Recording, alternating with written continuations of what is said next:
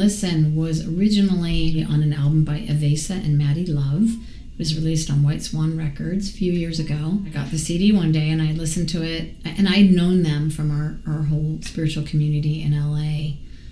And I just loved this record. I love their spirit. They're a couple. I love their love for each other and music and God. And it was just, the intention of the record is so beautiful. There were 2 songs, and they were really like, they had that kind of like pop melody that you could really grab onto, but they also had that rhythmic feel. My kids at the time, I used to be able to listen to mantra music in the car when they were very small, but then we started listening to pop radio. So there were very few records I could play in the car that they would be satisfied with.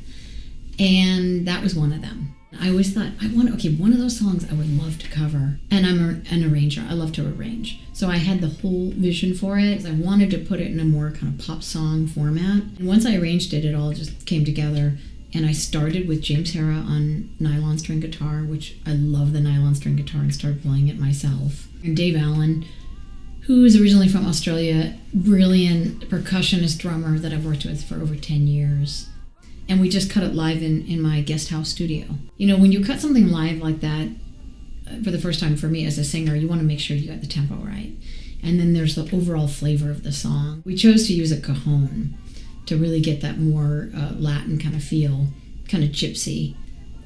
And then I started, of course, getting ideas about strings. So then I went over to Stevie Black. We layered a bunch of strings on there. It was interesting because I didn't write it, and the way I had to use my voice on it took me a while to sing that over and over again and really be like in it and comfortable with that song. The most comfortable I felt was when I started working with the kids and I started singing with them. And I felt like that chorus, listen, listen, really worked the best with many voices.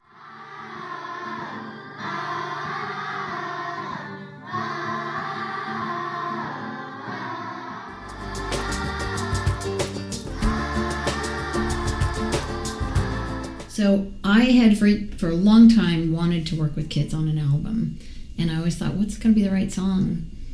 That song was perfect. Went into my daughter Lucy's 3rd grade class at Topanga Elementary, brought the song in. I actually started playing guitar so I could go into the classroom and start working with them. And as we were working on it, I realized that it was so beautiful because I was their exact age when I started singing professionally. You could see the kids that were really passionate about singing, and I recognized myself in them, that joy and that innocence. We were getting ready for the winter show, but also we wanted to record the voices. I had no idea how it was going to go.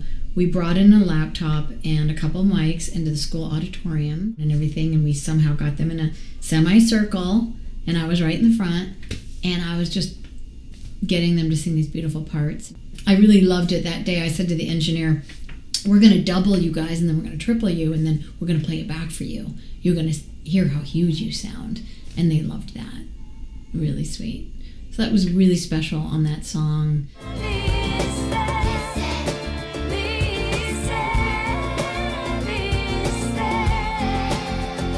The song's message, I feel like it's got such a great universal message, and then there's so many smaller messages in it, which is about, once again, tuning in and listening to your own heart to find the truth, which we all always need to do that, and we have to be reminded of that. So there's that, to remind yourself and to remind each other to do that. And then there's also a reminder to listen to one another. And there's this big message for humanity, for us listening to each other's point of view and, just finding truth in that and honoring each other's perspectives. And it's just a great kind of anthemic song.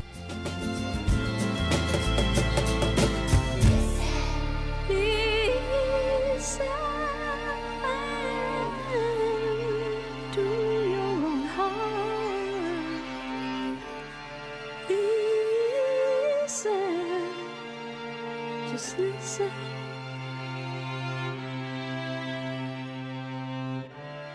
Lukasan Sugino Bavante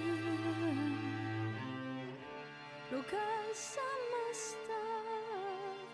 Sugino Bavante